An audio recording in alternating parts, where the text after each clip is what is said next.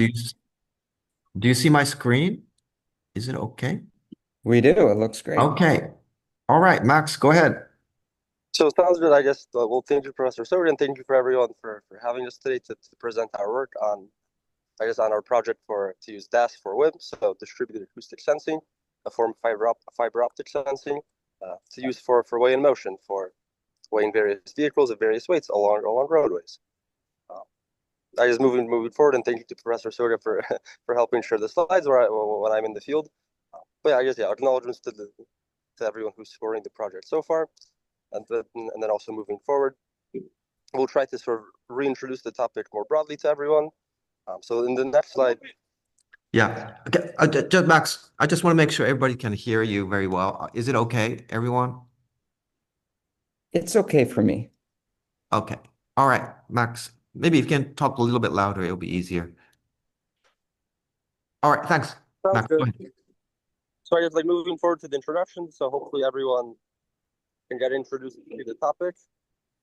Um, next slide, next slide. So yeah, overall, I guess our plan is to use distributed acoustic sensing to help weigh various heavy vehicles. As sort of an introductory uh, description of this method, although typically weigh and motion sensors are discrete sensors along roadways. In our case, we hope to be able to perform WIM in a distributed way continuously along roadways using existing telecommunications fiber optic cables, which already exist and already are installed underneath roadways, and so we can connect to them and analyze the acoustic data and hopefully perform spatially distributed WIM. And so next slide as well, right, in terms of the current methods, though hopefully to summarize it in the current map, so Caltrans currently has several weigh in motion weigh stations across, in this case, across the state. In total, it's only about 100, and they're mainly just at main highways to monitor for heavy vehicles traveling on Caltrans highways. But in our case, our telecommunications fiber optic cable networks span the entire state and also on a smaller local level across cities and towns. And so our hope is to develop a method that is not reliant on discrete sensors and instead can be deployed much more easily across the entire state, both along highways, but also in urban areas and everything in between. But moving forward again, right? So also for context, WIM systems are essentially just discrete sensors, essentially bending plates that are often paired with induction loops to monitor vehicle traffic and vehicle weights at discrete locations along a road. And although they're very, very useful, the main challenge, right, is that they're ultimately just discrete sensors. And so we want to develop a method that can perform the exact same thing, but across along entire roadways instead of at just discrete locations. But moving forward again now, right, this is an example even of what does a bending plate sensor look like. It's ultimately just a plate in the pavement surface that measures and then tries to quantify vehicle weight as vehicles drive over it. And so now moving forward again, also to help introduce our method, distributed acoustic sensing, right? So overall, this is a method where we can connect the device to a fiber optic cable. Essentially, these are the exact same fiber optic cables used to transmit internet underneath our entire cities. But ultimately, we connect our device and we can analyze sort of various light properties along the entire fiber optic cable to ultimately capture measurements of acoustic signals, of vibrations and sound along essentially every meter along fiber optic cable. And so this could be along for hundreds of kilometers along entire roadways on a regional scale. But also moving forward again now, in the case of using it for roadway monitoring and for WIM, right? Given that these fiber optic cables, these internet cables are underneath all the roads across our cities, we can hopefully quite easily connect to all of them and deploy these methods on a very large scale without really any additional installations, without any additional sensors, but just using existing infrastructure to capture new data and gain new insights. And so here you can see all just the visualization, right, of kind of the big picture idea. But then moving forward, right, in the case of our lab scale experiments, right, we have a so-called smart road at our Richmond Field Station, at CSI and Richmond Field Station. So this is an about 90-meter roadway with fiber optic cables embedded both in the pavement as well as along the road in the trench. So this to simulate both sort of the very, very clear signals that we have captured from the roadway, but also to simulate the telecom fiber conditions from the fiber optic cables just buried in the trench alongside the road. Here you can see a visualization sort of summarizing how along our 90-meter section of roadway, we have a lot of fiber optic cables embedded both in the pavement and as well as in the trench next to the road. But then moving forward again, so that hopefully summarizes our design, but in terms of our hypothesis of how can we use these methods for WIM, moving forward again, the actual hypothesis is that ultimately our measurements, our acoustic measurements, captured using DAS from fiber optic cables along roadways, our measurements are influenced both by vehicle weight and vehicle speed. And although our main interest is way in motion vehicle weight, given that speed also plays a role in our measurements, we also want to evaluate the influence of that sort of secondary influence factor on our measurements and just on the performance of our method as a whole. But big picture, right, our hypothesis is that ultimately from our DAS measured signals, we can extract and interpret them to see what was the vehicle weight and at a given speed. And so moving forward again, big picture, we want to validate our hypothesis that DAS and fiber optic sensing as a whole can perform the exact same methods of monitoring that typical WIM sensors can, but on a distributed scale. And so if no questions, I'll continue to sort of our methodology and how we've performed an initial experiment to summarize how these methods will work. So next slide. Our methodology overall, although started with literature review and an interview with Caltrans that clarify both what are Caltrans' main interests in these types of WIM systems and in these methods. Although that was our start, our main task now is to ultimately perform experiments, develop a data set, and ultimately then develop a model that can perform these way in motion predictions, essentially, to try to quantify vehicle weight based on our measured distributed acoustic sensing signals. And so moving forward, Max, can you remind us again the folks in Caltrans that you interviewed, you spoke with? What are their names, their organization? I'm sorry, I completely blanking. I have no idea. I would need to double check the email. Sorry. Okay. Yeah, sorry. But yeah, moving forward then. Well, although for context, I believe they were from sort of the heavy vehicle and the traffic monitoring group. But Yeah, moving you know forward, what? I might have it in my email, so I can bring it up if I find it. sounds good. Thank you. But then moving forward, our big picture, we plan to perform an experimental program, right, to essentially take vehicles from all the various FHWA weight classes, which are just based on their gross vehicle weight ratings. And so we plan to take vehicles from each class, essentially drive them over our smart road at various speeds with various loadings, with various additional loads above the empty vehicle weight, to ultimately then develop a data set that very directly addresses and captures the changes in our measurements based on purely just the vehicle weight and vehicle speed. But ultimately, this is kind of the big picture visualization of the various variations of vehicles and weights that we plan to test by driving them over our smart road and capturing our distributed acoustic sensing measurements as the vehicles are driving along the road. But then moving forward again, we can hopefully help summarize sort of what do these signals look like and how do we actually plan to interpret them in the context of way in motion. And so I guess next slide again. So overall, we started with our smart road and we essentially drove vehicles along the smart road. Also for context, in the case of currently the measurements we are collecting, they are from one lane of the road, which has the fiber optic cables embedded along the road, just in the longitudinal direction, same as the vehicle traveling direction along the road. But then we also drove vehicles on the other side, on the non-instrumented lane, sort of compare also the influence of how close the vehicles have to be to our fiber optic cables for us to perform our WIM estimates. But then also moving forward to the next slide. I just want to say this side is also instrumented, but in a different geometry. It goes zigzags, but we're focusing on the measurements on one side. That's right. So the other side has fiber optic cables embedded as well, but in the perpendicular direction.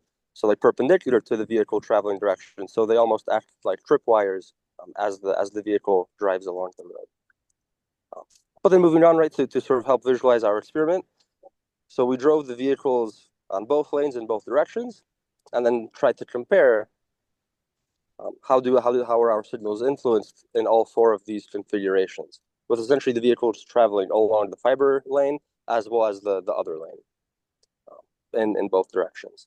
Also at various speeds at 5, 10, and 20 miles per hour. And so the main thing to note, though, is that in this context, we label those four configurations as essentially vehicle pass 1, 2, 3, and 4. So that then, when we visualize the data, we can also compare between each of these vehicle passes. So here we're looking at a visualization of the dynamic strain measured by our DAS system. So for context, in all of these plots, on the y-axis is 0 to 80, just the location along the roadway. The roadway is about 90 meters long, and so the y-axis is the location along the road, whereas the x-axis is then time. And so we can see that these sort of vehicle signals along both space and time help visualize sort of the vehicle trajectory along the roadway across space and time. And so very easily, actually, from these visualizations, right, we can typically try to estimate vehicle speed, even, for example, just change in distance over versus change in time and in a simple velocity calculation. But then we can also compare sort of between these three visualizations, what was the influence of vehicle speed and the fiber optic cable type.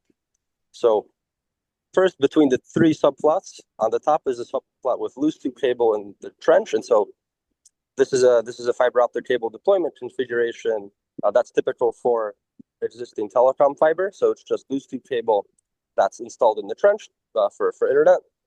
And then the other two subplots are from data captured using tight buffered cables. So these tight buffer cables have a much higher strain transfer from the outside environment into our fiber core, but ultimately they have a much higher strain sensitivity compared to loose tube cables. And so we also use those. And then also another step is that we embedded those tight buffered cables both in the trench, in the soil, next to the road, but then also directly in the asphalt pavement. So on the bottom subplot of the tight buffered cables in the pavement, those fiber optic cables are essentially a centimeter or two below the top of pavement, directly embedded at the bottom of the new asphalt pavement layer. And so we see how essentially fiber optic cables in the pavement have very high sensitivity to our vehicle signals. But in practice, though, we can only use them in this experimental configuration in our lab setup. However, the loose tube cables in the trench, they are more representative of typical deployment conditions of distributed acoustic sensing on existing telecommunications fiber networks. So the top subplots in some ways are most representative of the real life conditions of how this method could be deployed on fiber cables under our cities. And then also comparing the three subplots from left to right, we can also see how our vehicle signals were different, how we're influenced by the vehicle speed. On the left, we see the data from the vehicle traveling relatively slow, just 5 miles per hour. Whereas on the middle and right, we see how then that compares with 10 and 20 miles per hour. Oh, the slopes change, but also the time scale of the measurements changes. But I think one thing that's useful to note, though, is that as the vehicle speed increased, generally the vehicle signals also were more visible, especially in the case of the loose tube cable in the trench. We see how on the top right plot, so the 5 miles per hour loose tube cable in the trench plot on the top left, we see actually there's quite low signal sensitivity in the case of the second and third vehicle passes when the vehicle was traveling on the other lane. So the lane next to the fiber optic cable instrumented lane. Whereas by comparison, at 10 and 20 miles per hour, those signals at that at that same configuration were gradually more visible. So generally, we see that although we expect vehicle weight to be the main influence factor for our measurements, we see how speed does in fact influence our measurements as well. And so we plan to craft our experiment in a way that also helps us capture the influence of vehicle speed on our weight estimates.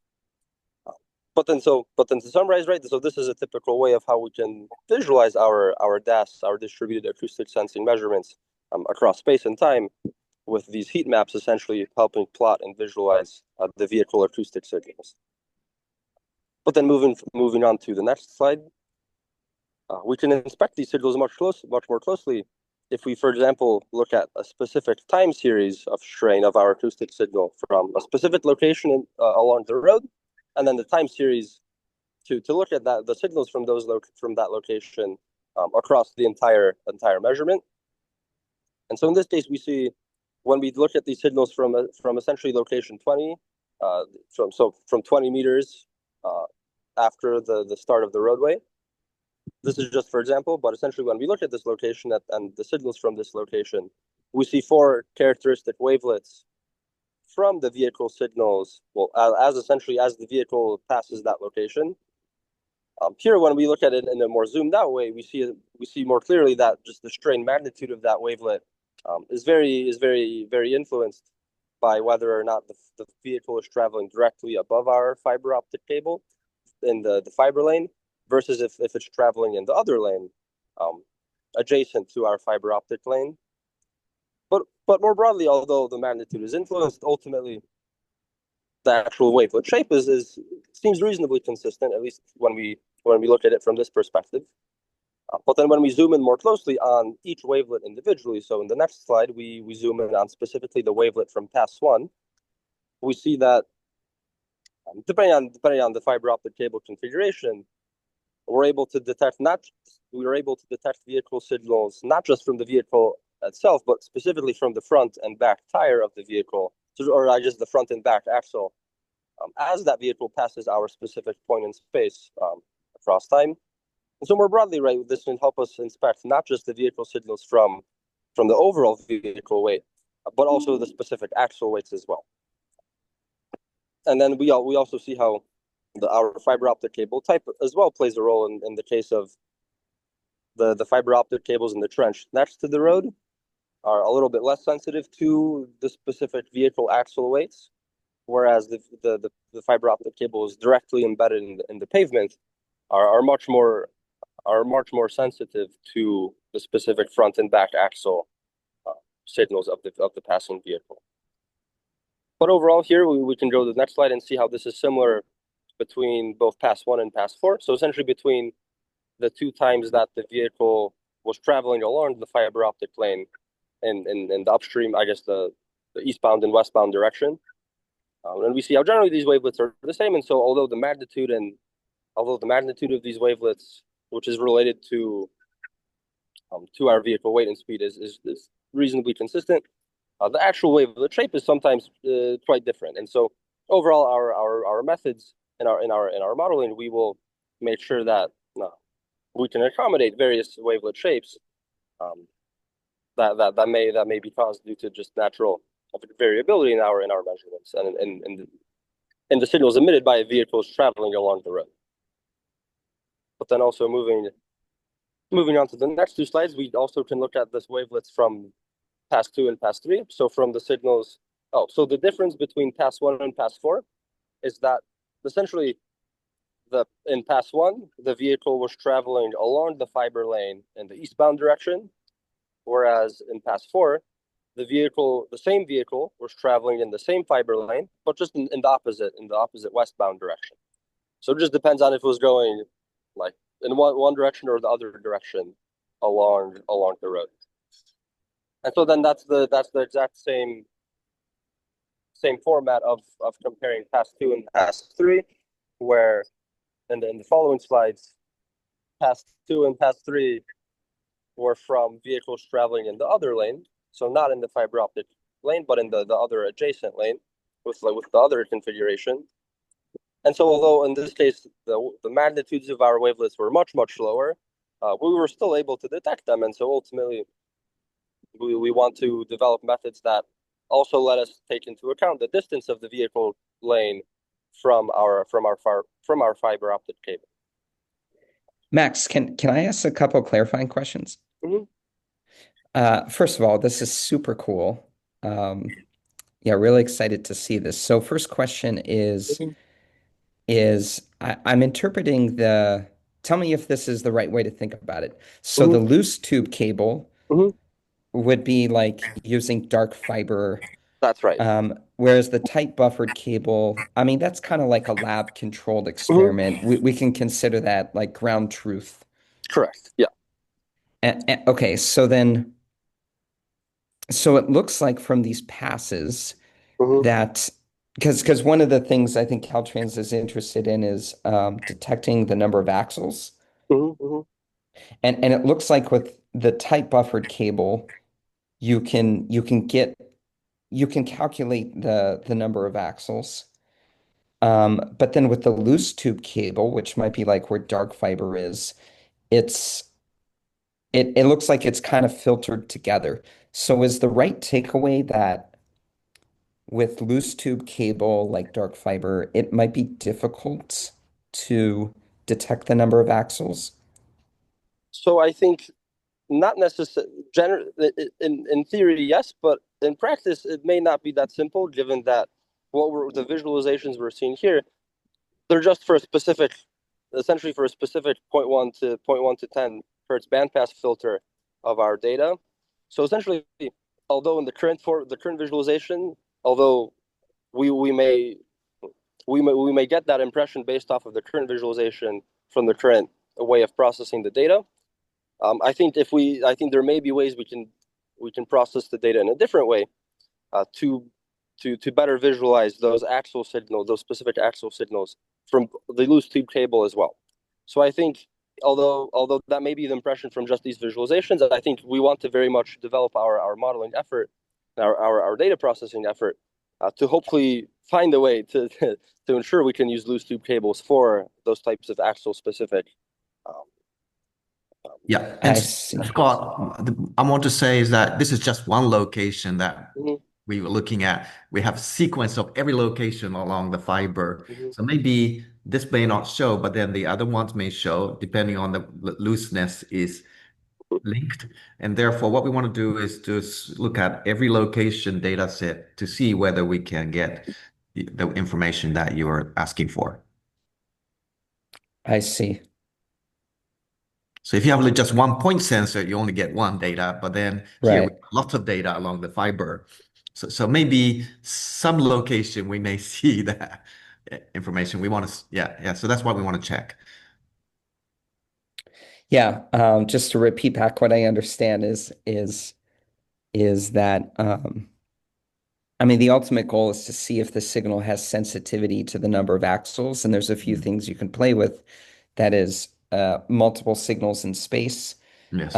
But it's even the parameters of the filter, Yes. right? Because you might be filtering out content that's sensitive to the number of Yes. axles. That's right. That's right. That's correct. So we want to look at both. Yeah.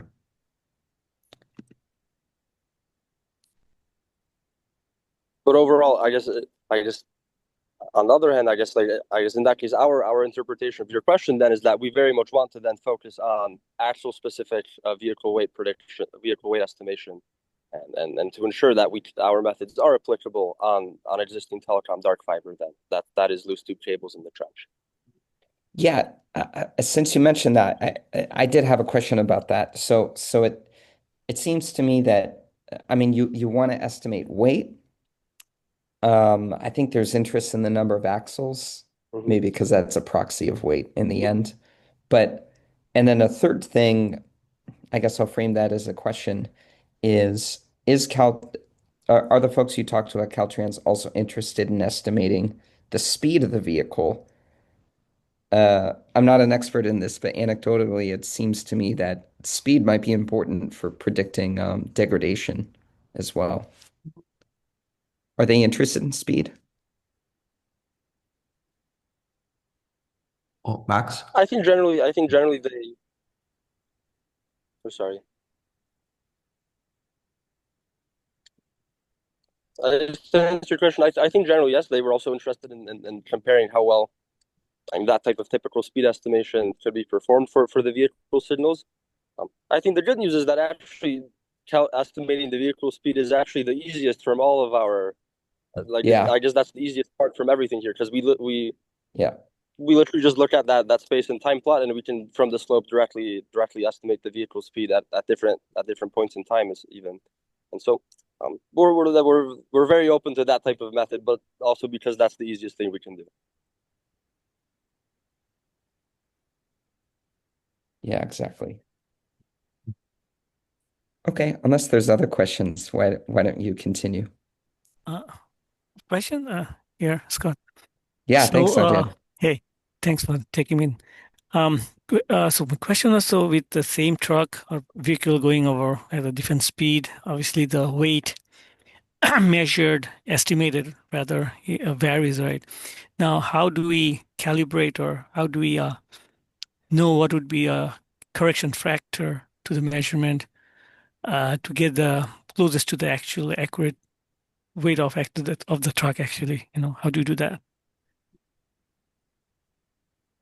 I guess that's a good question. I guess a big challenge is a big challenge in terms of even developing that type of correction factor is to have a very accurate understanding of how heavy is our vehicle in terms of ground truth, and then also having very accurate and reproducible data from many measurement locations along our fiber of that vehicle signal from that accurately known weight.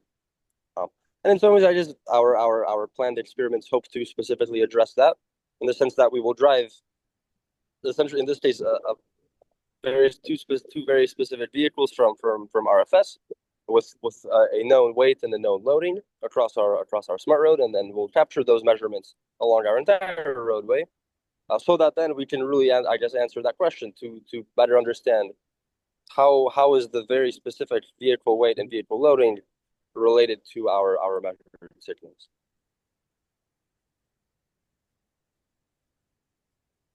So that means we need to have some pre-existing data on the vehicle that we are trying to measure. So in that case, if something, I mean, we may not have all the vehicles, makes and models in the system. So how accurately then we'd be measuring way in motion, like, going the truck, or it could be, any vehicle that we want to measure on the freeway. So how accurately can we do this if we have to use this methodology or this DAS to do that?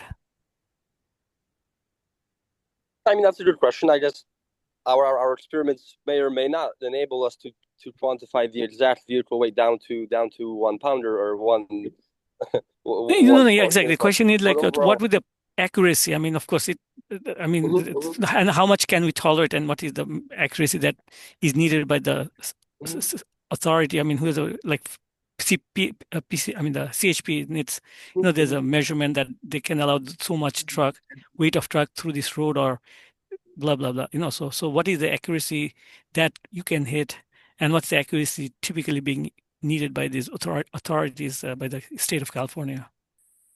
I mean, good question.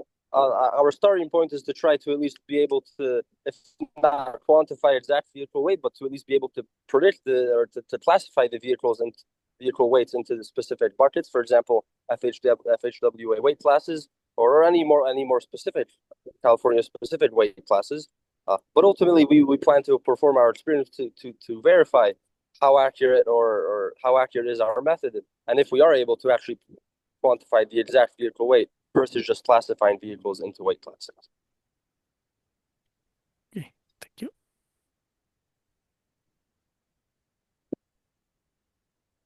I just thank you. Then I just moving on. I guess we're almost at the end of the slides, but in short, the next month or two, we will hopefully perform these experiments at Richmond Field Station. As also, thank you very much to Justin Wiley for helping us get access to these vehicles and sort of start the process of trying to include them in our experiment. But then, yeah, moving forward, I guess in conclusion, Generally, we plan to demonstrate how DAS can be used for spatially distributed WIM, and can hopefully do the exact same thing as typical discrete WIM sensors. And then overall, our experimental program will investigate specifically the influence of vehicle weight and speed on our measurements, to then develop a data set and a modeling method for estimating or classifying vehicle weight or weight classes based on our DAS signals. And so, thank you very much for your time, and then hopefully looking forward to hopefully presenting our new results and hopefully our conclusions in a couple of weeks or months.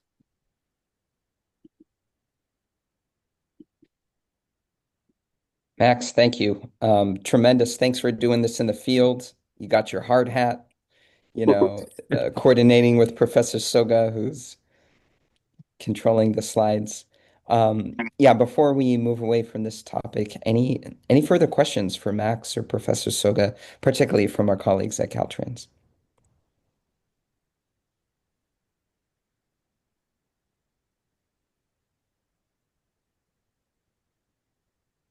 So just to let you know that we're using this one for looking at water leaks. So we're making a big soil tank to look at water leaks from the pipes and understanding whether this will work. And we're working with East Bay Mud and water agencies. We have a project like with Toyota and the others to look at how people can be detected. So that's another project that we have. So quite interesting technology, but we just want to see how it works, whether you, after seeing the data set, whether you'll be confident enough to use it or not. That's something we want to explore together with you. Wonderful. Any other questions? Yeah, we have some experiment, people moving around and then trying to detect people running, hopping, having a dog running and that sort of thing. So if you want to try something, let us know. Just a curiosity. Have you thought in relating this to emissions Uh, measurements? Because there are measurements too with the weight and the traffic. It's local, no? Local, direct measurements of emissions. See you, thank you. Max, we need to go. Yeah, we do have an emission models. We wrote some papers on that, but I haven't really linked it, Marta, for this one. So yeah, after we were confident enough to get good information, maybe we can discuss with you the opportunity. But yeah, thanks a lot for the thoughts.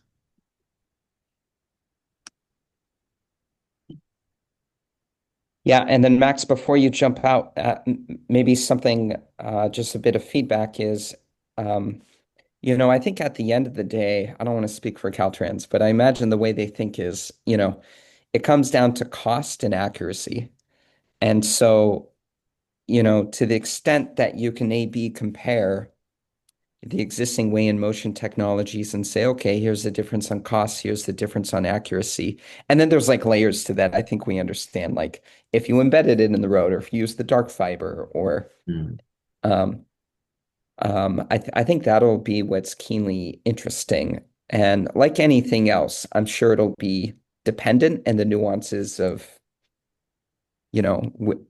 which technology is advantageous in what scenarios, I think is the understanding we'd like to have. Yeah. Yeah, so I think I showed you already.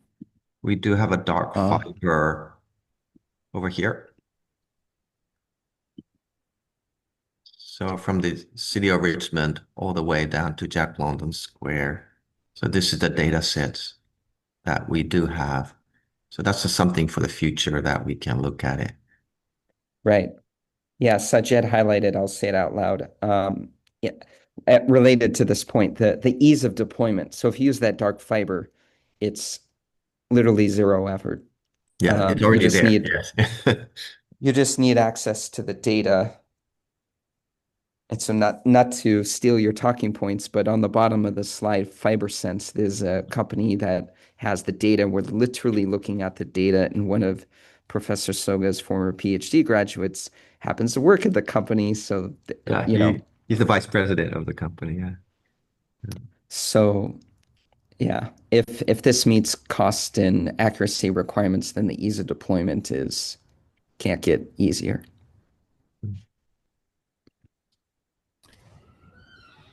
Hey, Okay. excellent work here. One last note, we are hosting a big demo day at Richmond Field Station on October 24th and would love for you to showcase this work. We're going to hopefully have a couple hundred attendees, including folks from Caltrans, Calsta, other local public agencies, investors. It should be a great day, and we'd absolutely love to have you all Yeah. demonstrate this work. So we have a algorithm that has a touch screen like visualization. So if a car moves, you see where car is moving in real time. So we created this new algorithm or software. So yeah, we can demonstrate that as well. That's incredible. I think currently it's a five or six frame per second type of update, but it's really bringing all the data together and showing in real time. So maybe that's something that we've been showcasing to our visitors as well. I would love that. That's great. I'll follow up right after this with details around the demo day. So thank you so much.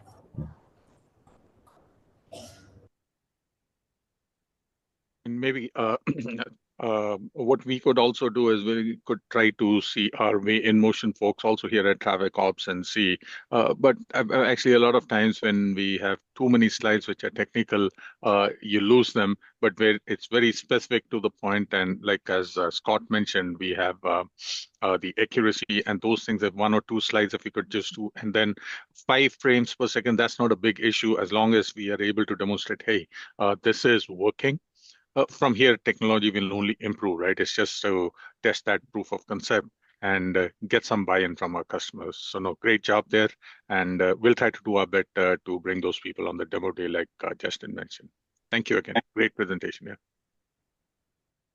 Yeah, and on that, thank you, Balwinder. It's fantastic. I think it was Supanpreet and Keith Holowecki who you discussed with Max. Hopefully those names sound familiar. So I mean, at least Supanpreet is in DrySci for sure, and Keith, He's forget also if in he's. DrySci. Yeah. Yeah. I see. Okay. Yeah. We'll try to reach to them and try to have, because in the end, DrySci, again, as you are counterparts on the research side, uh, uh, we need some customer who can actually use it and see a potential use. And I'm sure this technology, we have a lot of dark fibers, right? If you know, when we install these fibers, not everything is utilized. There's invariably they keep some spare ratios. We don't have to install a new set of this. We would always use that spare ratio which is there and test it out. But again, to get that permission from operation folks to give one of their spare ratios for us to test that. That's the key where nobody wants a working system. You know how it is, right? To be exposed to research. But if they see something promising, they could always take that risk and say, hey, we can make this dark fiber available for you.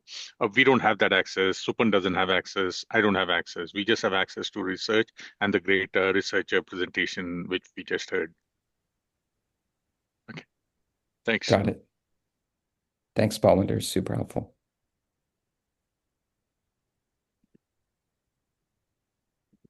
Okay, then there are a couple other housekeeping items related to the broader FMRC that we were going to discuss, but I think we can delay those until next time. I did want to mention, as Justin brought up, that we are planning October 23rd and 24th for big announcement of our new industrial consortium, some other partnerships. And Thursday, the 23rd, we'll be on campus where I'll have a number of talks.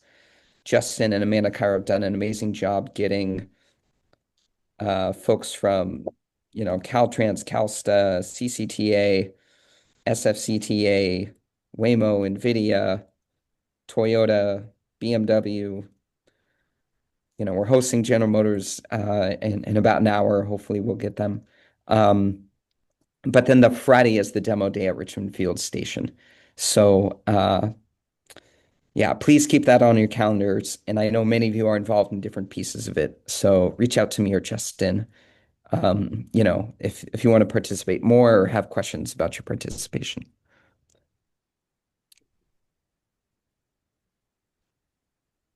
All right, Melissa, what do you think? Are we good to close? All right, I see your thumbs. Okay.